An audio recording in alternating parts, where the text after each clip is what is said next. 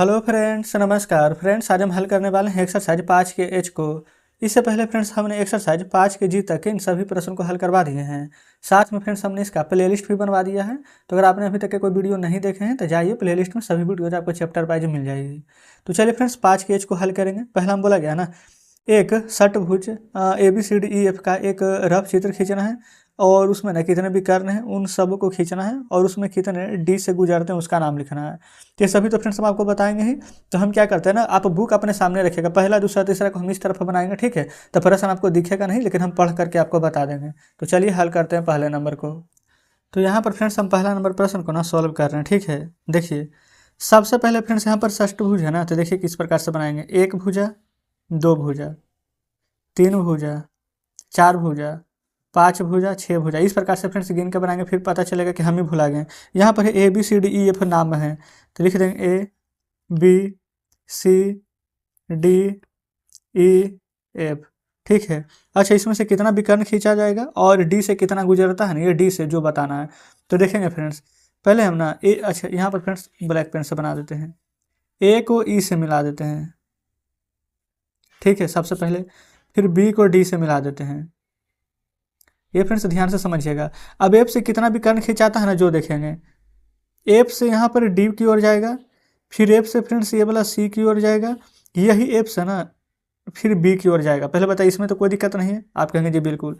अब फ्रेंड्स ए से कितना भी कर्ण खिंचाता है, जो देखेंगे। अच्छा, या तो ए से खींचिए, नहीं तो देखेंगे यहाँ पर जिस प्रकार से हम एफ से खींचे हैं ना, उस प्रकार से आप यहाँ पर सी से भी खींच सकते हैं।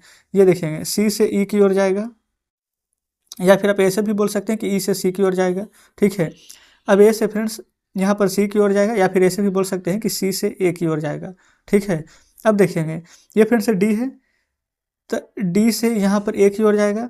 उसी प्रकार से फ्रेंड्स ये बी से ना ई की ओर जाएगा। देखेंगे इस प्रकार से खींच दिए। अब तो फ्रेंड्स नहीं लग रहा कि कोई विकर्ण बचा है। अब यहाँ पर बोला गया ना कि उसमें से कितने डी से गुजरते हैं, ठीक है, और कितने विकर्ण टोटल खींचे गए। तो देखिए 1 2 3 विकर्ण इधर। अच्छा, ये तो इधर वाला ही था, 4 विकर्ण, 5 विकर्ण, फिर यहाँ से फ्रेंड्स 6 विकर्ण, और यहाँ से 7 विकर्ण, और फ्रेंड्स यहाँ पर से देख लीजिए कौन सा विकर्ण यहाँ पर छूट गया है, 7। यहाँ से देखेंगे तो 3, इधर से देखेंगे तो 3, 6।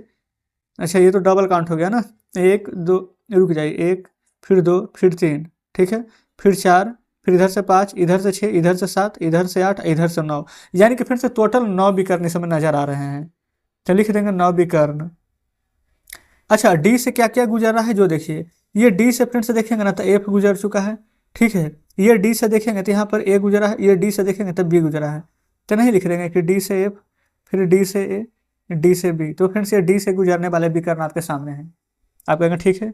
चलिए अब हम दूसरा नंबर प्रश्न पढ़ते हैं। दूसरा में बोला गया कि पंचभुज है PQRST में ना जो कि शीर्ष P से गुजरने वाले के विकर्ण है, ठीक है। तो पंचभुज में कितने विकर्णों में बांटा गया है। देखिए पंचभुज है फ्रेंड्स, यानी कि उसमें ना 5 भुजा रहना चाहिए, ठीक है। तो 5 भुजा कैसे रहेगा, चलिए यहाँ पर लिख लेते हैं। इस प्रकार से फ्रेंड्स आप बना सकते हैं कैसे भी। एक भुजा, 2 भुजा, आप कहेंगे 3 भुजा, 4 भुजा, 5 भुजा। ये हो गया फ्रेंड्स हमारा पंचभुज। अब बोला गया PQRST, तो यहाँ पर लिख देंगे PQRST, ठीक है। अब बोला गया ना कि शीर्ष P से कितने विकर्ण खींचे गए हैं, अब पंचभुज में कितने त्रिभुजों में बांटा गया है उसका यहाँ पर उल्लेख करना है, ठीक है ना। अब फ्रेंड्स सबसे पहले यहाँ पर देखेंगे ये वाला P था हमारा। अब इस P से ना यहाँ पर कितना यहाँ पर विकर्ण खींचा गया जो आपको यहाँ पर दर्शाना है। तो आप खुद देखेंगे फ्रेंड्स, ये P से यहाँ पर R की ओर जाएगा, आप कहेंगे बिल्कुल। यही P से S की ओर जाएगा। अब फ्रेंड्स यहाँ पर देखिए कहीं पर जाएगा, आप कहेंगे नहीं। तो कितना त्रिभुज बन रहा है, तो यहाँ से देखेंगे तो 1 त्रिभुज, यहाँ से देखेंगे तो 2 त्रिभुज, और यहाँ से देखेंगे तो 3 त्रिभुज। तो यहाँ पर आप ऐसे लिख सकते हैं कि पंचभुज को 3 त्रिभुजों में बांटा गया है, या फिर पंचभुज 3 त्रिभुजों में बट गया है, ऐसे भी लिख सकते हैं। अच्छा, त्रिभुज कौन कौन सा है जो लिख लीजिए। तो यहाँ पर फ्रेंड्स इस प्रकार से ना त्रिभुज बना देते हैं, ठीक है। बार बार त्रिभुज नहीं लिखेंगे, त्रिभुज लिख देते हैं। PQR 1 त्रिभुज, आप कहेंगे जी बिल्कुल। फिर यहाँ पर से लिख लेंगे त्रिभुज PRS 2 त्रिभुज, फिर यहाँ पर से लिख लेंगे त्रिभुज PST 3 त्रिभुज। तो जस्ट इस प्रकार से फ्रेंड्स यहाँ पर देखेंगे तो दूसरा नंबर प्रश्न आपका सॉल्व हो जाता है। ठीक है, कोई दिक्कत नहीं है। चलिए तीसरा प्रश्न पढ़ते हैं। तीसरा में बोला गया ना कि निम्नलिखित बहुभुज का एक रफ चित्र बनाए, उनका नाम लिखना है। पहला बोला गया 5 भुजा वाला। देखिए ये फ्रेंड्स 1 भुजा, 2 भुजा, 3 भुजा, इस प्रकार से बना दीजिए 4 भुजा, एक 5 भुजा हो जाएगा। अब अपने मन से नाम दे दीजिए A B C D E। इसको फ्रेंड्स 5 भुजा को बोलते हैं पंचभुज, लिख दीजिए। ये फ्रेंड्स हमारा तीसरा नंबर हल हो जाता है। बस इतना ही करना है।